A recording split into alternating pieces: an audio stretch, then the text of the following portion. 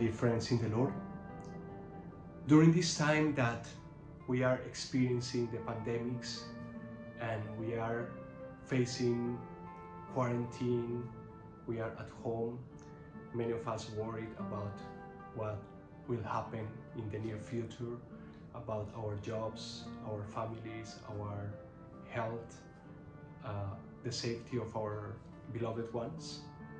The Word of God is light and is an invitation to experience the presence of the risen Lord in our journey, like it happened with the disciples on the road to Emmaus. Jesus comes as a traveler, as a companion in this journey of life. Jesus is able to listen in a very patient and attentive way to the pains and sufferings of the disciples. And with this tender word that comes from the experience of being the beloved Son of God, the risen Lord, the companion of the journey, Jesus, as a teacher, explains the scriptures and let the disciples understand and discern their sufferings through the light of the Word of God, through the light of the scriptures that are not only dead scriptures in a book, but is the living Word of God that is able to create new things in your life and in the life of all the disciples. These disciples feel amazed. They feel that this traveler, this companion, this stranger is someone who is trustworthy, and they invited him to come into their homes. At their homes, Jesus takes the bread, bless it, break it, and give it to the disciples.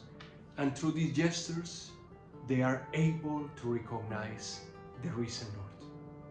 And with this experience of discovering that Jesus is alive, these disciples are able to go back to give testimony of their own experience of Jesus, who overcomes death and suffering. My dear brothers, during this time that we cannot come together to the church, we are invited to experience the Lord in our lives through these same steps. We are invited to share with the Lord our pains and our sufferings, the way the disciples did with Jesus during the road to Emmaus.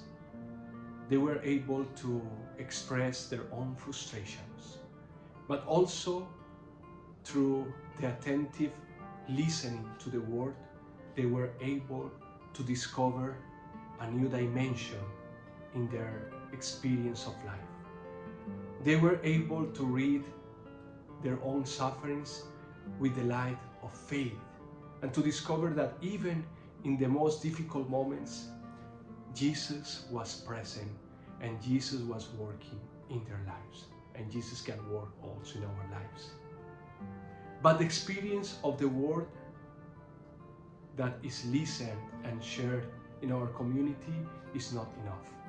Jesus invites us to share the bread, to share not only what we have, but to share who we are. This is the true way we can discover the presence of the risen Lord in our lives.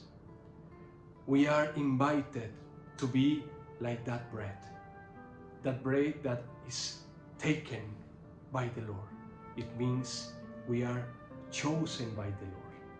That bread that is blessed by the Lord.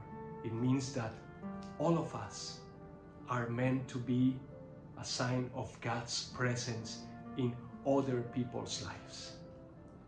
We are that bread that is broken because we have to experience our own brokenness, our own fragilities in our lives. But this brokenness is the way to let God be God in our lives. And at the end, we are invited to be shared, to be given like Jesus was given for all of us. And to be given means to become a gift to become bread for our brothers and sisters, especially those who are in most need of our love and our support, our solidarity. Finally, the experience of the risen Lord that is revealed in the Word, in the communion, in the community, invites us to go on mission, to proclaim, to give testimony of our faith. The Easter spirituality, the Easter faith, is a faith that needs to be shared, needs to be proclaimed through our lives. And it's a faith that is lived in community.